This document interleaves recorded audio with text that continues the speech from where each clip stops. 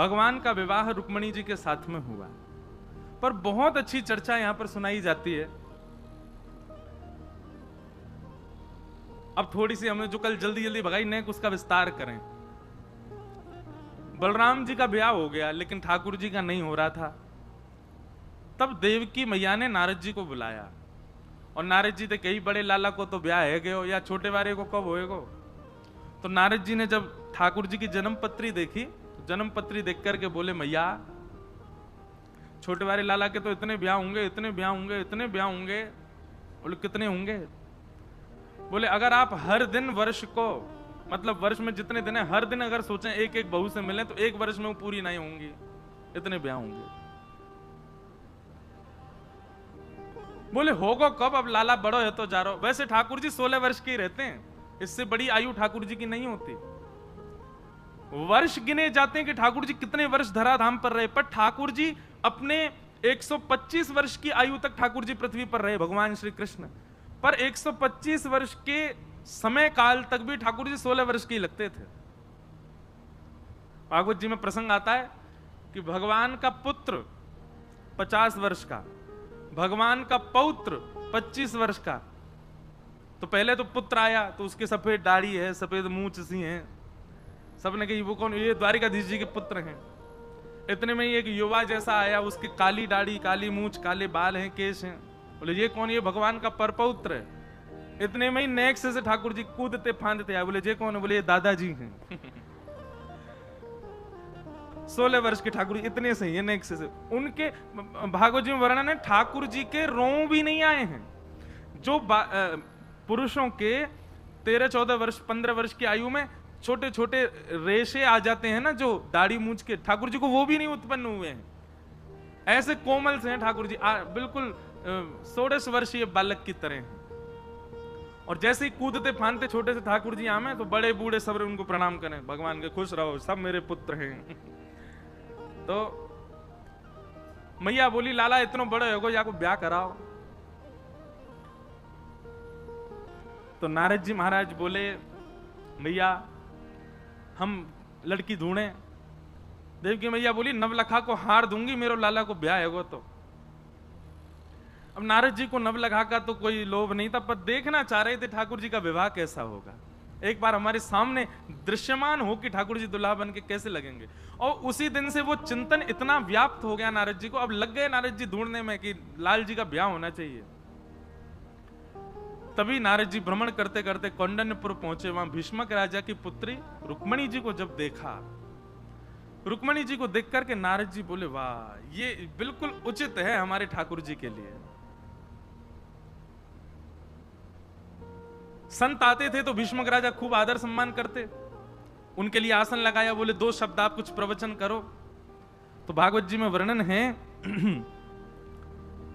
मुकुंदस्य रूप वीर्य गुणश्रिय। भगवान के रूप और गुण का चिंतन सुनाने लगे नारद जी। रुक्मणी जी बैठ के सुन रही हैं।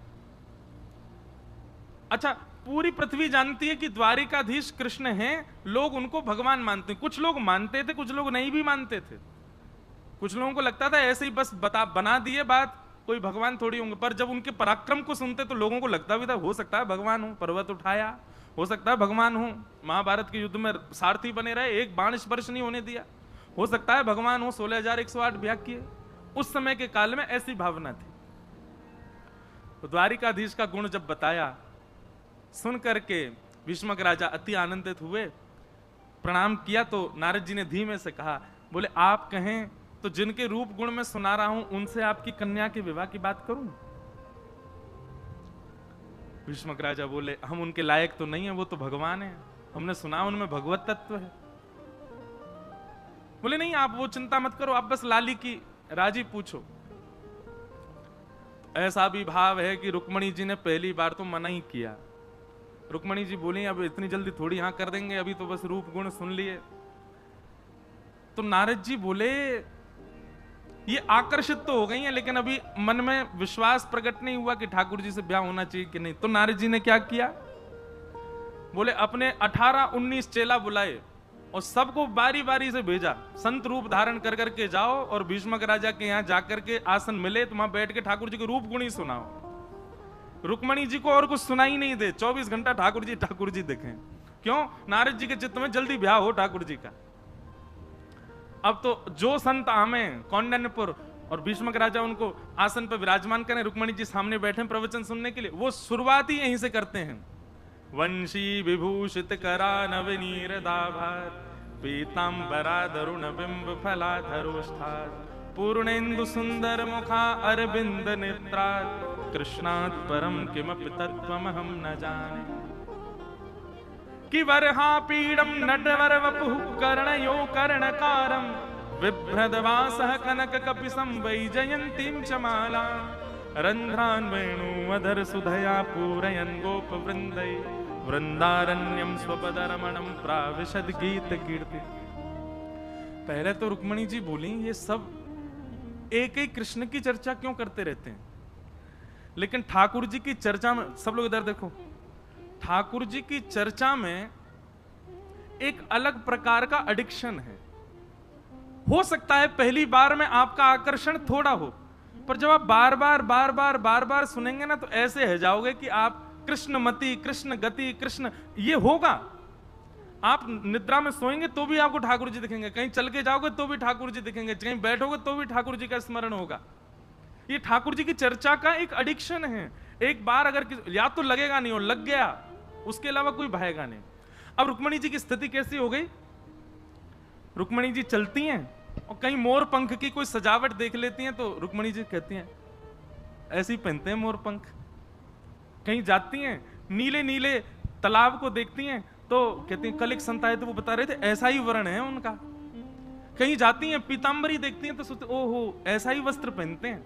अब रुक्मणी जी की स्थिति उसे हो गई, सोते जागते चिंतन में कृष्ण कृष्ण कृष्ण कृष्ण कृष्ण। अब इतने रम गए कृष्ण कि अब कृष्ण के अलावा कोई दिखता ही नहीं। रुक्मणी जी ने अपने पिताजी से कह दिया, बोले नारद जी को बुला के कहो अब मुझे वो जिनका वो प्रवचन करके गए वही दिखते हैं, अब मेरा उनसे ही ब्याह कराएं, अब मैं और किसी से ब्याह नहीं कर सकती। भीष्मक राजा ने तुरंत नारद जी को बुला के कहा, बोले आप द्वारिकाधीश से चर्चा करो। नारद जी तो बड़े प्रसन्न हो गए, दौड़ करके महाराज पहुंच गए द्वारिका। बहुत ध्यान से सुनना, भगवान से जाकर के बोले अब यही जो उन्होंने कौंडन्यपुर में जो लीला की, यही लीला वो द्वारिका में कर रहे हैं। भगवान ने बोला आइए आइए नारद जी विराजो, आसन पर बैठो, कुछ बढ़िया चर्चा सुनाओ। तो जैसे वहां कृष्ण की चर्चा सुना रहे थे, नारद जी यहां बैठ के रुक्मणी जी की चर्चा सुनाने लगे। आहा ऐसे मृग नैनी है, ऐसी पैनी सी नाक है, ऐसे बाके होठ हैं, चाल ऐसी, गुण ऐसा, स्वभाव ऐसा, शीलवान ऐसी। अरे भैया ऐसे प्रणाम करे संतन को, ऐसा बढ़िया प्रसाद बना के खवावे। ठाकुर जी बोले चर्चा से तो यूं लग रही है बड़ी सुघड़ कोई कन्या है। नारद जी बोले आपका विषय नहीं, आप मत सुनो। देवकी मैया आप कहो तो या लड़की से बात करूं ठाकुर जी की? बोले हाँ करो करो बात करो, कैसे ब्याह होना चाहिए आपको? ठाकुर जी ने भी फिर मना किया, नहीं, नहीं अभी रुक जाओ, इतनी जल्दी थोड़ी। विवाह प्रसंग में एक बार में हाँ नहीं करना चाहिए, थोड़ा विचार करना चाहिए। दो काम विचार करके करने चाहिए, एक तो घर बनाओ तो विचार करके बनाओ, और दूसरा विवाह करो तो विचार करके करो। जो इन दोनों में जल्दी करते हैं पछताते हैं। एक बार एक लड़का से कही, ये तुम लड़की देखने जा रहे हो, एक बार में हाँ मत करना, 3-4 बार मना करना, ये अच्छे गुण होते हैं, 3-4 बार पहले मना करो फिर हाँ कर देना। वो ठीक है। लड़की देखने गया, जैसे जाके बैठा, सब बात हुई, बोले कि बताओ भैया तुमका क्या मने? बोले मुझे पसंद नहीं है, पसंद नहीं है, पसंद नहीं है, पसंद है, करा दो। सब बोले जे क्या था? 3 बार मना किया, एक बार हाँ किया। ठाकुर जी भी मना कर रहे हैं।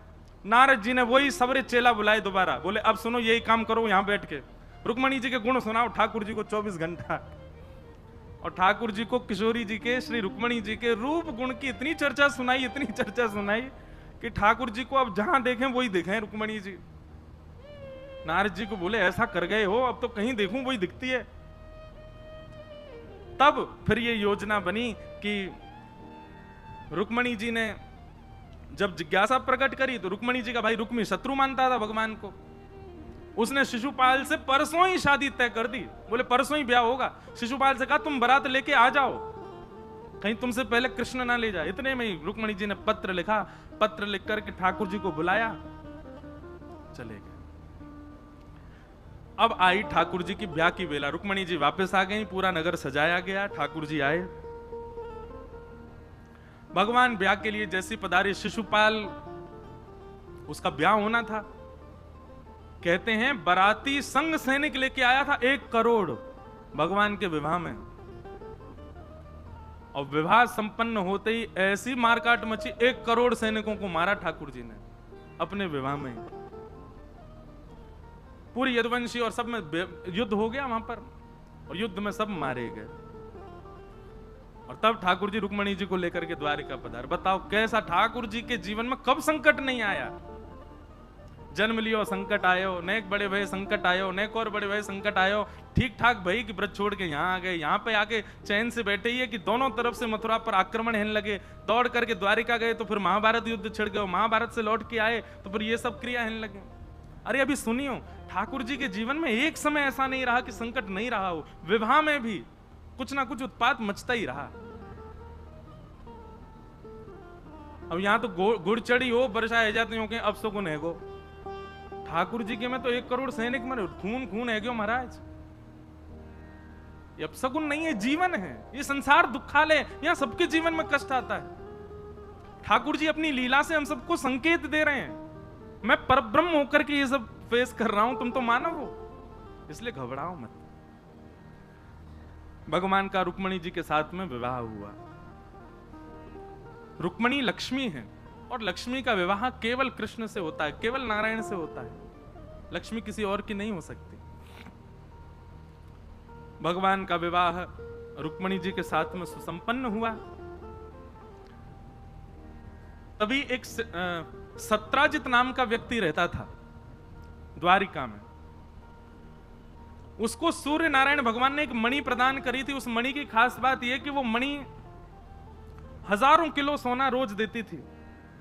बहुत ध्यान से सुनना, आज कथाक्रम बहुत है, इसलिए हम कथाक्रम कहते जाएंगे, छोड़ना नहीं एक क्षण की भी कथा, बहुत अच्छी अच्छी कथाएं हैं।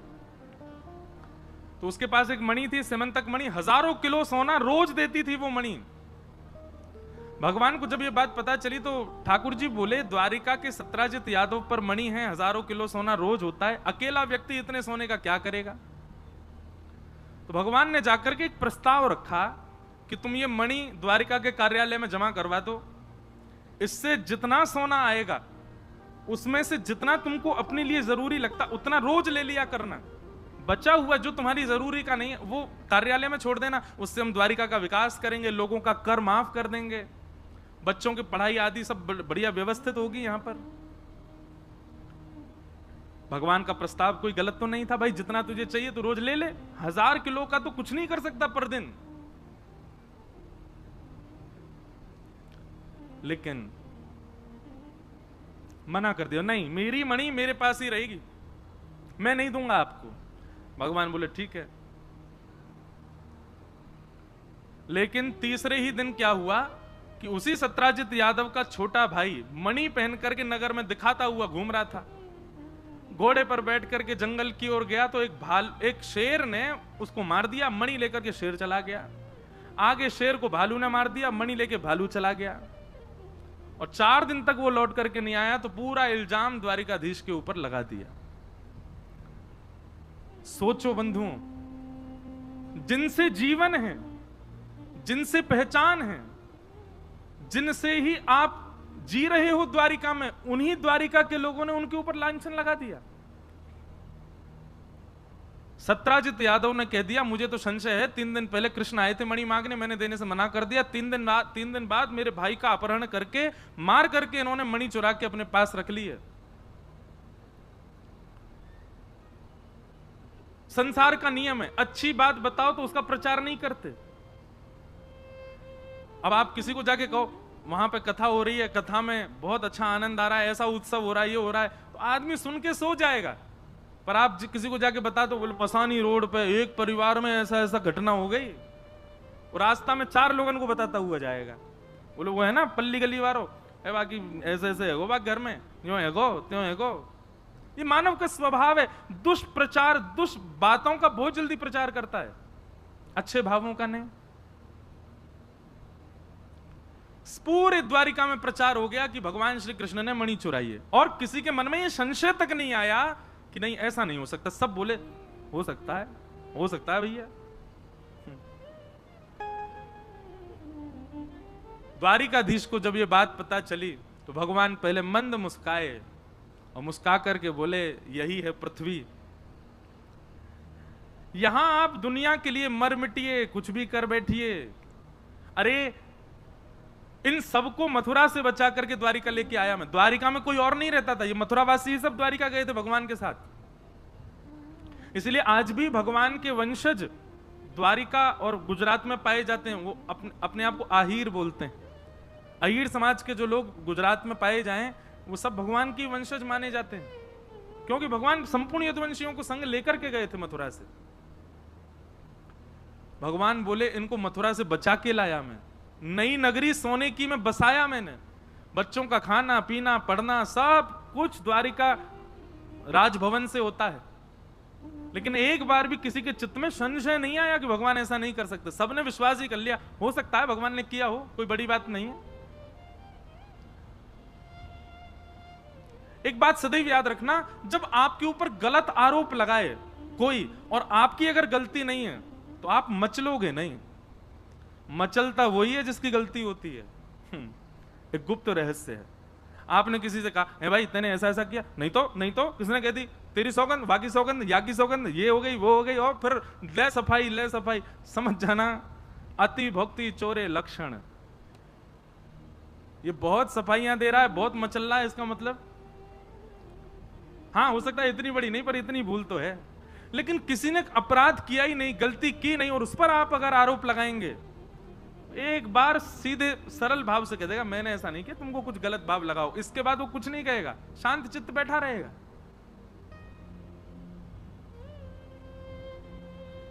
इसलिए कभी भी अपराध हो भगवान से सीखो। आपके ऊपर यदि कोई लांछन लगाए, आरोप लगाए, मचलो मत। भगवान मचले नहीं बिल्कुल भी। ठाकुर जी बोले ठीक है द्वारिका के लोगों को संशय है तो हम ढूंढने जाते हैं, देखते हैं भाई किसने किया ये काम, हमने तो नहीं किया। और ठाकुर जी चुपचाप अर्धरात्रि में अपनी थोड़ी सी सेना लेकर के वन की ओर गए ढूंढने, कहां है प्रसेन। थोड़ी दूर पर मरा हुआ मिला प्रसेन। भगवान ने देखा मणि उसके पास नहीं थी, लेकिन शेर के पंजों के निशान उसके शरीर पर थे। तो थोड़ी दूर जाकर के ढूंढा तो शेर भी मरा हुआ मिला, उसके पास भी मणि नहीं थी, उस पर रीछ के पंजों के निशान थे। पीछे पीछे गए, रीछ के पंजों के निशान के पीछे तो एक गुफा में प्रवेश कर गए भगवान। सेना को बाहर रोक दिया, हम होके आते हैं। भीतर जाकर के भगवान ने देखा तो दिव्य मणि चमक रही थी। ठाकुर जी ने जैसी मणि उठाई, भालू ने झपट करके आक्रमण किया भगवान के ऊपर। 18 दिन तक युद्ध करते रहे भगवान।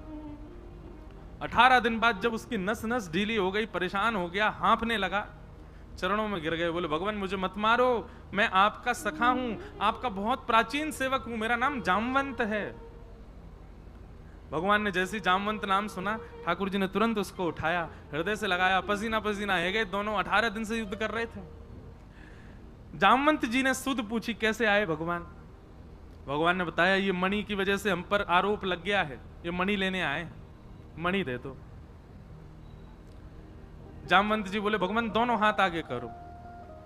भगवान ने दोनों हाथ आगे किए तो जामवंत जी ने एक हाथ में तो अपनी पुत्री छोटी सी थी, उसका हाथ पकड़ करके भगवान के हाथ में धर दिया और दूसरे हाथ में मणि रख दी। बोले भगवान अब मेरी पुत्री को भी स्वीकार करो और दहेज के रूप में ये मणि ले जाओ। भगवान बोले हम पे एक आरोप लगा है, अब 2 लग जाएंगे। और दूसरा आरोप क्या लगेगा? बोले इनको इंसान नहीं मिले थे ब्याह करने के लिए, जो बालू की बेटी थे ब्याह कर आए। पूरी द्वारिका हम पर प्रश्न चिन्ह उठाएगी। जामवंत जी बोले भगवान ये द्वापर में तो आप लीला पुरुषोत्तम हो, मर्यादा क्यों बता रहे हो मुझको? मर्यादा पुरुषोत्तम तो आप तब थे, एक पत्नी व्रती थे, अब तो आप लीला पुरुषोत्तम हो। और लीला पुरुषोत्तम मर्यादा का ध्यान नहीं रखता, मर्यादा का भाव नहीं रखता, वो तो लीला करता है। कृपा करके अब मेरी पुत्री को स्वीकार कीजिए, मैं वर्षों से प्रतीक्षा कर रहा हूं। लंबी कथा है, बड़ी प्रसिद्ध कथा है कि जामवंत जी को पहले से ही मन था। जब जनक जी अपने हृदय से लगाते थे राम जी को, तो जामवंत जी दूर खड़े खड़े रुदन करते थे। उनको मन में आता कि कितने भाग्यशाली हैं जनक जी, क्यों इनके दामाद हैं भगवान, तभी ये सौभाग्य मुझे प्राप्त हो। तो भगवान ने आश्वासन दिया कि कोई नहीं, द्वापर में हम तुम्हारी इच्छा भी पूरी करेंगे। तो आज भगवान, एक कथा है, बड़ी अच्छी कथा है कि भगवान जब रावण को मार करके आए वापस अयोध्या, राज तिलक आदि हो गया, तो जनक जी ने पत्र लिख करके भेजा। पत्र में लिखा था कि आप अपनी संपूर्ण सेना सहित, हमारी बहू, हमारी बेटी सहित चारों दुल्हा और चारों बेटियां कुछ दिन के लिए जनकपुर आइए। सब आपसे मिलना चाहते हैं, आपको देखना चाहते हैं। आप 14 वर्ष बाद लौट करके आए हैं, सीता जी के दर्शन की सबको इच्छा है, सब माताएं बहनें याद करती हैं, आप कृपा करके यहां पधारिए। तो जैसे ही पत्र आया तो सारे बानर नाचने लगे, बोले हम भी जाएंगे, हम भी जाएंगे, हम भी जाएंगे, भगवान के ससुराल जाएंगे। तो प्रभु श्री राम बोले, हनुमान जी, जामवंत जी तैयारी करिए, लेकिन सुनिए, हम भरत लक्ष्मण शत्रुघ्न हम जाएंगे, चारों बहुएं जाएंगी और कुछ आप लोग चलेंगे, सारी बानर सेना नहीं जाएगी वहां पर। तो जितने बानर बैठे थे बेचारे सब उदास हो गए, बोले क्यों जय जय, हम क्यों नहीं जाएंगे?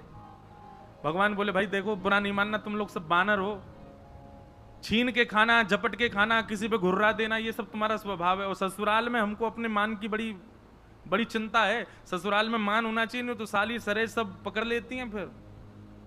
और आप सब लोग जाओगे, कहीं भी बैठ जाते हो, कहीं भी घुस जाते हो, ये सब क्रिया करोगे तो हमारी ससुराल में बड़ी हंसी होगी। आप लोग तो यहीं रुको, यहीं अयोध्या में आनंद करो, हम होके आते हैं। तो बानर सब बोले, बोले हाँ सही बात है जय जय, रावण से मरना था, रावण से मरवाना था तो हमको आगे कर दिया, और जब मालपुआ मिलने हैं तो फिर हमको पीछे छोड़ के जा रहे हो, ऐसा तो मत करो जय जय। हनुमान जी जामवंत जी से सब बानर कहने लगे, आप कह दो ना ठाकुर जी हमको ले चलें। तो जामवंत जी सबसे आगे गए, सबसे बूढ़े बुजुर्ग वही हैं। जामवंत जी बोले, भगवान आप बिल्कुल चिंता मत करो, ये सब कोई भी गलत हरकत नहीं करेंगे, मैंने सबको सिखा दिया, ये मुझको मेरा पालन करेंगे, जैसा मैं करूंगा ये सब वैसे ही करेंगे। भगवान श्री राम बोले, एक ट्रायल दिखाओ हमको। सामने खड़े हो गए जामवंत जी और पीछे सारे बानर बैठे। अब जामवंत जी इधर देखें तो सारे बानर इधर देखें, जामवंत जी एक हाथ उठावे तो सारे बानर हाथ उठावे, जामवंत जी खांसे तो सारे बानर खांसे, जामवंत जी उछलें तो सारे बानर उछलें। बोले भगवान ये ऐसे ही जाएंगे, ऐसे ही आएंगे, कुछ भी अपने मन से नहीं करेंगे, आपको इन पे भरोसा नहीं, मुझ पे तो है ना, ले चलो सबको। राम जी बोले, देख लेना जामवंत जी नाक नहीं कटे हमारी। बोले बिल्कुल चिंता मत करो। गए, भगवान पूरी सेना लेकर के गए। जैसे ही जनकपुर में प्रवेश हुआ महाराज, जनकपुर के लोग देख देख करके आश्चर्यचकित, ऐसी बिल्कुल जैसे परेड करते हैं ना, ऐसे चल रहे हैं सारे बंदर जामवंत जी को देखते हुए। द्वार पर सब लोग हाथ में थाली लिए खड़े हैं, उनमें फल वल भी रखे, तो बंदरों को देख के सब भीतर जाने लगे। जामवंत जी बोले, जाना नहीं, कोई एक भी झपट्टा नहीं मारे, द्वार पे ही खड़ी रहो, फल वल लिए खड़ी रहो, कोई झपट्टा नहीं मारेगा, ये सब राम जी की सेना के बंदर हैं। महाराज पुष्प वर्षा हो, माला पहनाई जाए। अब बंदर को माला पहना रहे हैं, बंदर यूं ही देख रहा है। बोले क्यों? जामवंत जी भी यूं ही देख रहे हैं ना। पूरी जनकपुर में प्रशंसा होने लगी, राम जी बड़े प्रसन्न। राम जी बोले, जामवंत जी हमको बड़ी प्रसन्नता है, बस ये 3-4 दिन हमको यहाँ रहना, ऐसे ही रहें सब लोग, आप बिल्कुल चिंता मत करो। जनक जी ने एक सभा में भोजन का कार्यक्रम किया। बोले सबके साथ बैठ के भोजन होगा, सारे बानर भी भोजन पाए। भोजन का कार्यक्रम हुआ महाराज, एक एक बानर के आगे चौकी लगाई गई। पहली बार चौकी पे पा रहे हैं बानर, और चौकियों पे सोने की थाल, वहां में कटोरी, वहां में मालपुआ, रसगुल्ला सब आ रहे हैं। अब बंदर सब एक भी थाली को नहीं देख रहे, सब जामवंत जी को देख रहे हैं। सामने जैसे ही कोई सामग्री पधराई जाए, बंदर के मुंह में पानी तो आपको स्वभाव है छीन के लेनो, लेकिन हाथ पांव सब बांध के बैठे हैं। बोले जामवंत जी जो करेंगे वही करना है। जनक जी ने कहा प्रारंभ कीजिए।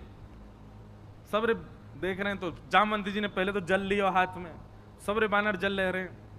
और जल लेकर के जामवंत जी मंत्र पढ़ रहे हैं, अन्नपूर्णे सदा पूर्णे, आहा। सब बानर ऐसे आचमन करें, आचमन करके जैसे भी सब बानर आचमन कर रहे हैं, पहली बार आचमन करके भोजन कर रहे हैं। जामवंत जी थाली की ओर देख रहे हैं क्या पामे, लेकिन बानर सब जामवंत जी को देख रहे हैं, जे जो पाएंगे वही पानो है।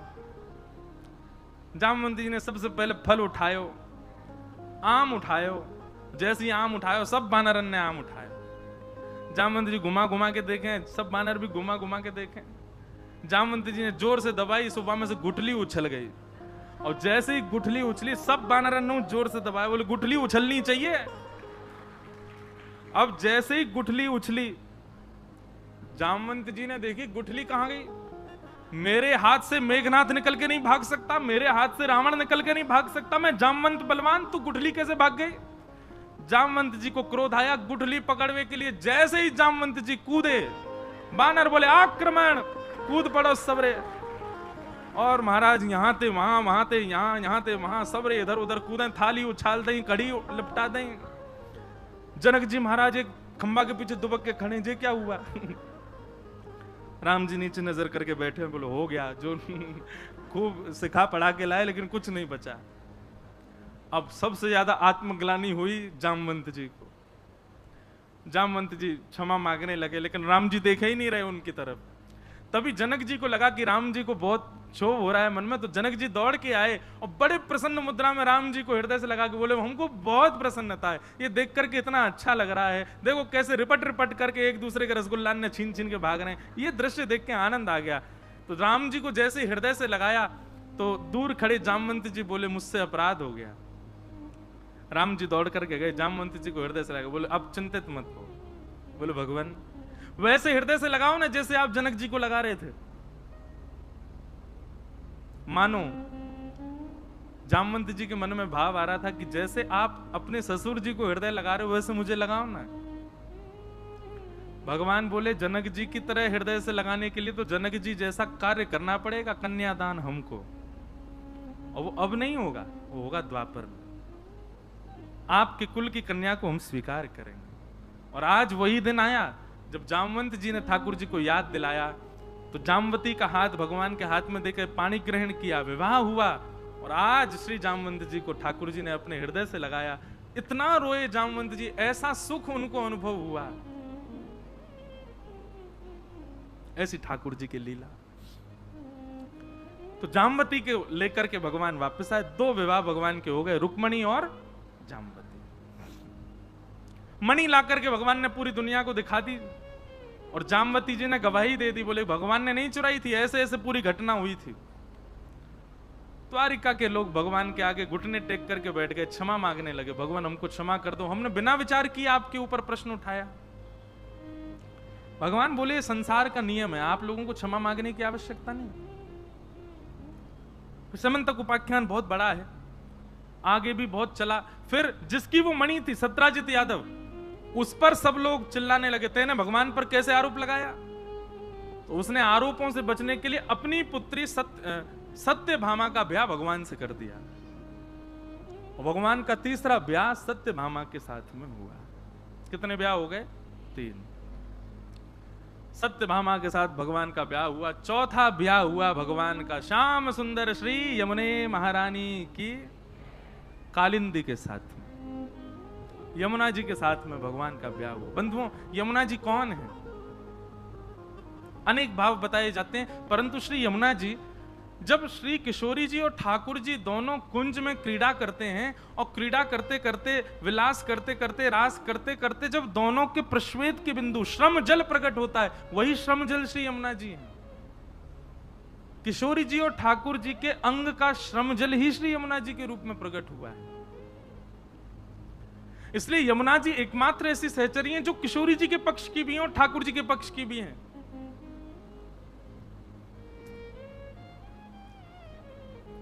इसलिए भैया हमारी यमुना जी को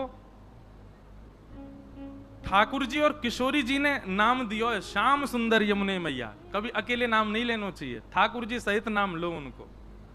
क्यों? गोपिन को अपने रूप से रिझावे को काम करें ठाकुर जी, और ठाकुर जी को ठाकुर जी के रूप से रिझावे को काम करें श्री यमुना जी। एक बार की लीला में कभी कभी सुनाऊं कथा में। मान लीला, मान लीला कहा हुए, बड़ी अद्भुत है ठाकुर जी की मान लीला। मान लीला ऐसी है कि दोनों युगल जाएंगे कुंज में, और कुंज में जाकर के बोल के कहेंगे, श्री जी, ठाकुर जी कहेंगे, श्री जी एक काम करो, अब मान लीला करें, नेक देर आप रूठ जाओ, मैं आपको मना लूं, कोई बात नहीं है, ऐसी रूठ जाओ। तो श्री जी बाकायदा बैठेंगी, बैठ करके और फिर रूठेंगी ठाकुर जी से। काय बात शुरू जी, कोई बात नहीं है, ऐसी रूठी है। अब ठाकुर जी उनको मना रहे हैं, कभी चरणन में बैठ जाएं, कभी मोर बन के आवे, कभी नाच के दिखावे, कभी कछु गा के सुनावे। आज मुंह पे एक पर्ची में दियो भी है कोई ने कि महाराज जी एक मान लीला को पद सुनाए दो।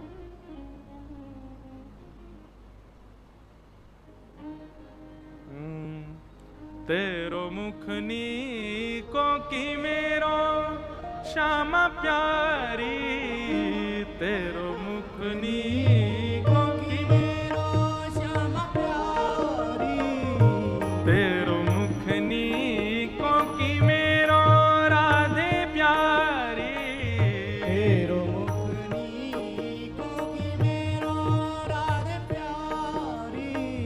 ठाकुर जी और किशोरी जी दोनों निकुंज में बैठे हैं और दर्पण लेकर के ठाकुर जी किशोरी जी से पूछ रहे हैं, हे श्यामाजू, नेक देखियो तो सही हम दोनों में कौन ज्यादा सुंदर है, नेक बताओ तो सही हम दोनों में सुंदरता कौन में ज्यादा है। सूरदास जी वर्णन कर रहे हैं, तेरो मुख नीको की मेरो श्यामा प्यारी, तेरो मुख नीको की मेरो श्यामा प्यारी, दर्पण ले बैठो मृग नैनी, दर्पण ले बैठो मृग नैनी, सांची कहो वृष भानु दुलारी, सांची कहो वृष भानु दुलारी, तेरो मुख नीको की मेरो श्यामा प्यारी, तेरो मुख नीको की मेरो श्यामा प्यारी, तेरो मुख नीको की मेरो राधे प्यारी, तेरो मुख नीको की मेरो राधे प्यारी। अब ठाकुर जी पूछ रहे हैं, हे श्यामाजू, हम दोनों में कौन ज्यादा सुंदर है, देख के बताइयो दर्पण में, तुम ज्यादा चौकी लग रही हो कि मैं। अब किशोरी जी कहा कह रही हैं, हमसे कहो तुम ही क्यों ना देखो, हमसे कहो तुम ही क्यों ना देखो, हम गोरी तुम श्याम बिहारी, हम गोरी तुम श्याम बिहारी, मेरो मुख जैसे चंद उजियारो, मेरा मुख जैसे चंद उजियारो, तुमरो मुख जैसे रैन अंधियारी, तुमरो मुख जैसे रैन अंधियारी, तेरो मुख नीको की मेरो श्यामा प्यारी, तेरो मुख नीको की मेरो श्यामा प्यारी। किशोरी जी व्यंग में हंस करके बोली, हम ते पूछ रहे हो कौन सुंदर है, हाँ नहीं बताओ ना कौन सुंदर लोग, आज मैं बढ़िया वारो श्रृंगार करके आया हूं। ठाकुर जी से श्री जी बोली, हम गोरी तुम श्याम बिहारी, तो हमारा रूप तो ऐसो जैसे पूर्णिमा को चंद्रमा, और तुम ऐसे जैसे चंद्रमा के चारों तरफ को अंधियारो। ठाकुर जी को तो मोह उतरवो, श्री जी कोई बात है, ऐसे बोलना चाहिए हैं? न्यो कह दो कारो है, न्यो कह दो सांवलो है, कछु और ने ढक के बोल दो, सीधे बोल रही हो कि मैं अमावस्या की रात्रि हैं, अंधेरों कौन बोले। हमारे परिकर में भी एक आध लोग सांवले हैं, तो वो जैसे ही आमे तो हमके अंधेरा कायम रहे, अंधेरों आगो साक्षात चल करके। भैया लेकिन एक बात बताऊं, जितने वो सांवरे लोग हैं, बुरा मत मानियो, आपसे ज्यादा कार्य तो हमारे वृंदावन ठाकुर जी हैं। ये कोई कारोपन थोड़ी, कारो देखो जाओ, देखो बिहारी जी को देखो, जे हैं कार्य कार्य। लेकिन श्री जी बड़ो आनंद लें ठाकुर जी से, यूं कह रही हैं हमरो मुख तो चंद उजियारो, तुमरो मुख रैन अंधियारी। सो ठाकुर जी रूठ गए, और जैसे ही ठाकुर जी रूठे हैं, श्री जी उनको मना रही हैं। कितने सुंदर शब्द है, यही मान लीला है। एक रूठे दूसरों मनावे। अब श्री जी कैसे शब्द प्रयोग कर रही हैं?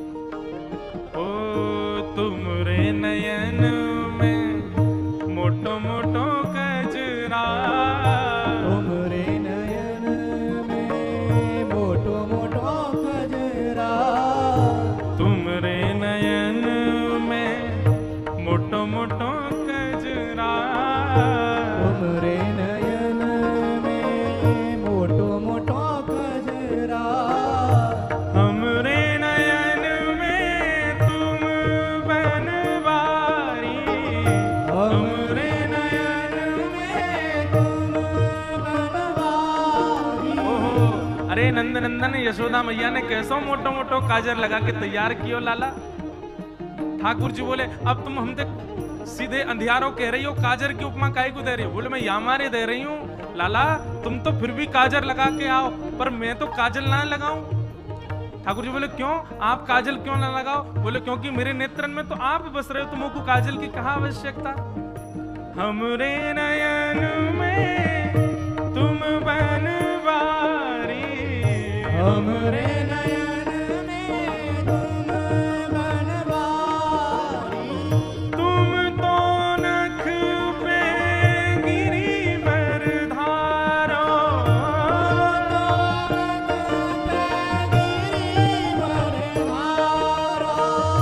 तुम तो नख पे गिरिवर धारो,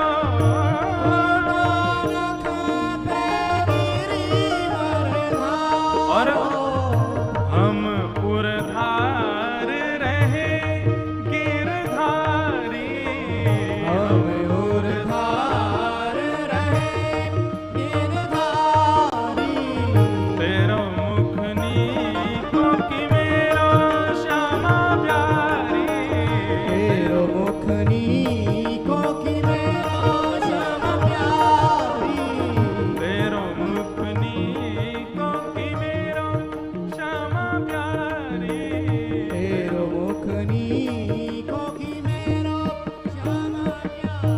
हे सूरदास या छवि की शोभा, दास या छवि की शोभा, इन नैनन सो तरत न टारी, इन नैनन सो टरत न टारी, तेरो मुख नीको कि मेरो श्यामा प्यारी, तेरो मुख नीको कि मेरो श्यामा प्यारी, हे मेरो श्यामा प्यारी, मेरो श्यामा प्यारी, मेरो राधा प्यारी, मेरो राधा प्यारी। ठाकुर जी गा रहे हैं और किशोरी जी से कह रहे हैं कि हे लाडली जो तेरो मुख नीको कि मेरो। किशोरी जी बोली हमारा मुख तो चंद्रमा, तुम्हारो मुख ऐसे कोई रैन अंधियारी। और फिर भागवत मना कैसे रही हैं? तेरो नयन में मोटो मोटो कजरा, हमरे नयन में तुम बनवारी, तुम तो नख पे गिरिवर धार्यो, हम उरधार रहे गिरधारी, तेरो। इतने में ही ठाकुर जी तो हंस गए, सब मान मान भूल गए, किशोरी जी को अंक में भर लियो। पर एक बार मान लीला में कहा भयो, किशोरी जी ठाकुर जी से बोली आज आप मान लीला करो और सुनो, ने कहा देर में मानियो मत, खूब मनान दियो मुझको तब मानियो। ठाकुर जी बोले अब आपको श्रम हो गई, हम पे देखो ना जावे, आप ही मान करो हम मनाएंगे। श्री जी बोली नहीं नहीं नहीं, आप मान करो हम मनाए। अच्छा, मान लीला का एक नियम है, सूर्यास्त के बाद अगर मना लिया आपने तो आप जीत गए, और सामने वालों नहीं मानो तो जो मान करके बैठो वो जीत गए हो। समझ रहे हैं? मानो श्री जी मान करके बैठे हो, ठाकुर जी को समय है सूर्यास्त से पहले पहले मनाओ। अगर सूर्यास्त तक नहीं मना पाए तो श्री जी जीत गए, और अगर ठाकुर जी ने मना लिया तो ठाकुर जीत गए। तो आज श्री जी बोली आप मान करो, मैं आपको मनाऊंगी, और याद रहे आज अच्छे से मान करी हूं। ठाकुर जी बोले रहने दो, श्रम है जाएगा आपको। नहीं नहीं, आज आप कर ही लो अच्छे से मान। ठाकुर जी देख लो फिर, रोइयो मत। बोले बिल्कुल ना रोऊंगी। ठाकुर जी इतने में गए जाकर के कुंज में और रूट करके बैठ गए श्री जी से। अब श्री जी उनको मना रही हैं, कभी खीर बना के लेके जामे, ठाकुर जी ना पामे, कभी नृत्य करके दिखा में, ठाकुर जी ना माने, कभी कोई चुटकुल्ला सुना में ठाकुर जी को, ठाकुर जी हंसे ही ना। श्री जी ने हर प्रकार को प्रयास कर लियो कि ठाकुर जी मान जाएं, पर ठाकुर जी नहीं मान। सबरे अपना लिए तरीका, श्री जी तरीका अपना रही हैं, ये कोई सामान्य बात मत समझियो। महाराज किशोरी जी जब चले ना, और उनके नूपुरन की जो ध्वनि है ना, वह ध्वनि पे गंधर्व नृत्य करें, सामान्य नहीं हमारी श्यामा जी। वो मनानो चाह रही हैं तो सोचो कहां कहां प्रस्तुत कर रही होंगी ठाकुर जी के आगे, लेकिन ठाकुर जी नहीं मान रहे। संध्या को समय है गो, और मनाते मनाते श्री जी हार गए। श्री जी बोली मैं तो हार गई श्याम सुंदर, मान ही नहीं रहे हो। अब चलो ठीक है, आप जीते मैं हारी। अब कायदे से ठाकुर जी को उठ के हंसना चाहिए, कहनी चाहिए मैं जीत गया। ठाकुर जी उठे और सीधे अपनी गैया लेके नंद भवन को चल दिए, मान में ही है। श्री जी बोली ये तो ठीक ना है, संध्या है गई, आपने मान लीला विश्राम क्यों ना करी? ठाकुर जी गुम सुम चुप बिल्कुल मौन अवस्था में चलते ही चले गए। श्री जी मनाती जा रही हैं, ठाकुर जी माने ही नहीं। और लाल जी सीधे नंद भवन में भीतर चले गए और जाके अपना भोजन पानी करके विश्राम कर गए। पूरी रात श्री जी को नींद नहीं आई, और दिन की प्रतीक्षा करें, कल हमें कल बताऊंगी इन्हें, ऐसे कैसे कर लियो। दूसरे दिन कुंज में श्री जी पहुंची, ठाकुर जी आए, वही मोह लटको भयो है। श्री जी आई, वो ये तरीका ना है, जे मान लीला को कोई नियम ना है, रात में आप बिना मान लीला विश्राम किए चले गए और सवेरे तो फिरते मान कर रहे हो, जे कोई तरीका है? ठाकुर जी कोई प्रत्युत्तर ही नहीं दे रहे, आके सीधे फिर बैठ गए मान में ही। थोड़ी देर तो श्री जी रिसियाती रही, फिर बोली अब मना ही लूं, खाप तो मान जाए। फिर मनाने लगी, फिर नहीं माने। शाम को ठाकुर जी फिर चले गए मान में ही।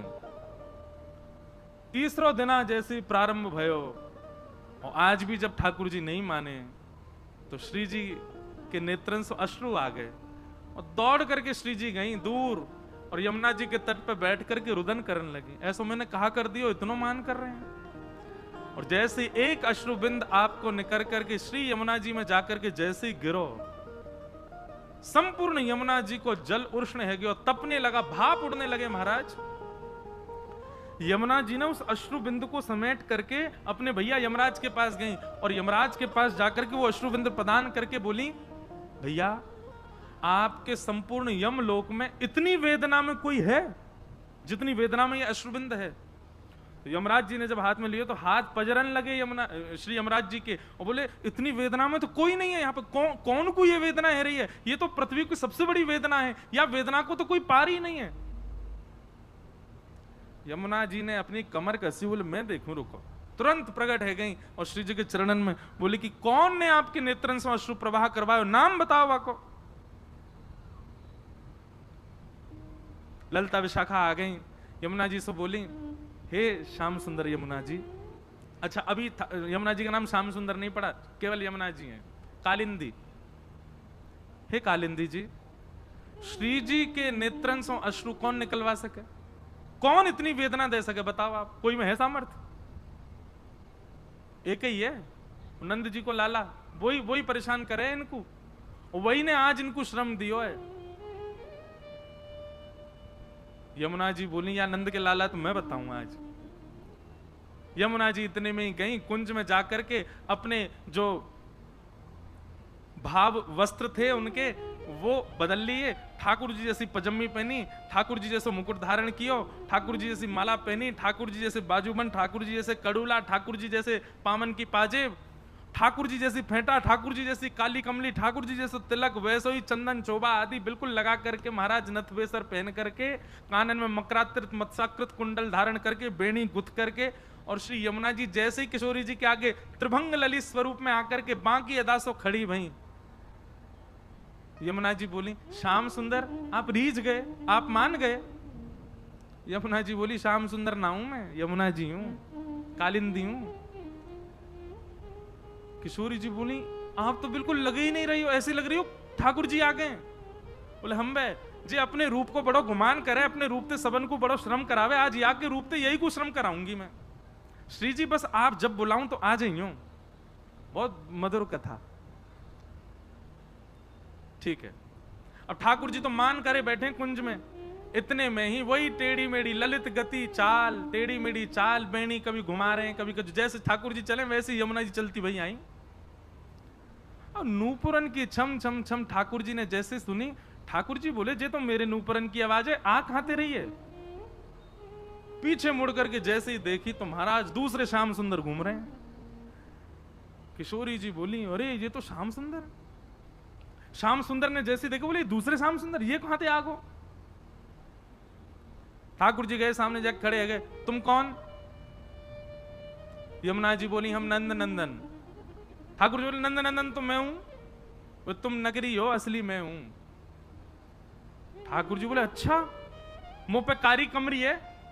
यमुना जी बोले, मुंह पे हुआ है। ठाकुर जी बोले, मुंह पे बंसी बजानो आवे? यमुना जी बोली, मुंह पे हुआ आवे, बजा के दिखा दे। सब बात जो जो ठाकुर जी ने कही यमुना जी ने सब सिद्ध कर दें। अब यमुना जी अंत में बोली, एक बात बची, वही से सिद्ध होगो कि असली नंदनंदन कौन है। बोले, कहा? बोले, वंशी बजाऊं और किशोरी जी आके बगल में खड़ी है जाए, जाके समझो वही असली नंदनंदन है। अब ठाकुर जी सोचे, मैं तो मान करके बैठा हूं, मेरे बुलावे तो आमेंगी नहीं वो। यमुना जी ने जैसी टेर बजाई, इतने में श्री जी निकल करके आई और कुंज से आकर के यमुना जी के कंधा पे ऐसे सर रख करके वो खड़ी है गई। ठाकुर जी के तो आंसू निकल आए, श्री जी मैं हूं असली नंदनंदन, जे कोई दूसरो है? अरे तुम जाके बगल में मत आओ, यहां आ जाओ। श्री जी यमुना जी से बोली, पता ना कौन भैलूपिया डोला, या हटाओ यहां थे। ठाकुर जी के, दूर हट जा, चल हम हैं असली। ठाकुर जी तो जैसे ही भाव में आ गए, श्री जी के चरण पकड़, आज के बाद कभी मान नहीं करूंगा, वचन दे रहा हूं, कोई बात आपको बुरी लगे आप मान करियो, मैं मनाऊंगा, और मो कोई बात बुरी लगेगी तो भी मैं आके बता दूंगा, श्री जी मुझको ये बात बुरी लगी है, मान करो, मैं ही मनाऊंगा। ठाकुर जी, श्री जी को कोई बात बुरी लगे तो भी श्री जी मान करें, ठाकुर जी को कोई बात बुरी लगे तो भी श्री जी मान करें। ठाकुर जी के मान अधिकार है ही नहीं। जब ठाकुर जी ने क्षमा मांग ली, सोई यमुना जी गई, ठाकुर जी को उठा के हृदय से लगाया और बोले, अरे नंदनंदन आप ही हो, बस आज के बाद हमारी श्यामा जी को श्रम मत दियो, और बगल में ले जाके खड़ो कर दियो। आज ये युगल को मिलन करावे के लिए ठाकुर जी ने यमुना जी को हाथ पकड़ के कही, आज हम आपसे एक वस्तु चाहे। बोले, कहा? आज के बाद आप यही श्रृंगार में रहोगी, मुकुट पहन करके, पीतांबरी पहन करके आप मेरे ही श्रृंगार में रहो, और आज के बाद कोई भी यमुना महारानी की जय नहीं, श्याम सुंदर श्री यमुने महारानी की। श्याम सुंदरा हैं, बिल्कुल ठाकुर जी जैसी हैं, देखो देख खड़ी, वैसे ही कमल लेकर के, वैसे ही मुकुट, वैसे ही माला, वैसे ही सबरो स्वरूप, श्री यमुना जी वैसे ही रहे जैसे ठाकुर जी। बड़ी कथाएं, मान लीला में इतनी कथा यमुना जी की। यमुना जी को प्रणाम। भगवान को ब्याह हुआ, ऐसे भगवान के 8 ब्याह भये, और यही भगवान की अष्ट पटरानियां हैं। भौमासुर नाम का एक दैत्य था, उसके यहाँ 16,000 राजकुमारियां बंदी थीं। 16,100 राजकुमारियों को ठाकुर जी ने मुक्त करके उनसे भी ब्याह किया। 16,108 भगवान के ब्याह हुए। भगवान ने किसी स्त्री विशेष से ब्याह नहीं किया। भगवान की प्रथम अष्टपटरानियां 8 प्रकृति हैं। प्रकृति के 8 अंग कौन कौन से? पृथ्वी, जल, अग्नि, वायु, आकाश। हमारे भीतर 4 तत्व हैं, उनमें से 3 तत्व मन, बुद्धि और अहंकार। ये भगवान की 8 पत्नियां। इन 8 पत्नियों में कोई जल तत्व है, कोई अग्नि तत्व है, कोई पृथ्वी तत्व है, कोई वायु तत्व है, कोई मन तत्व है, कोई आत्मा तत्व है। और 16,100 जो पत्नियां हैं भगवान की, ये हमारे वेदन के वो मंत्र हैं जिन मंत्रन से ठाकुर जी की उपासना की जाए, उपासना कांड के मंत्र हैं। इस प्रकार भगवान ने 16,108 ब्याह किए।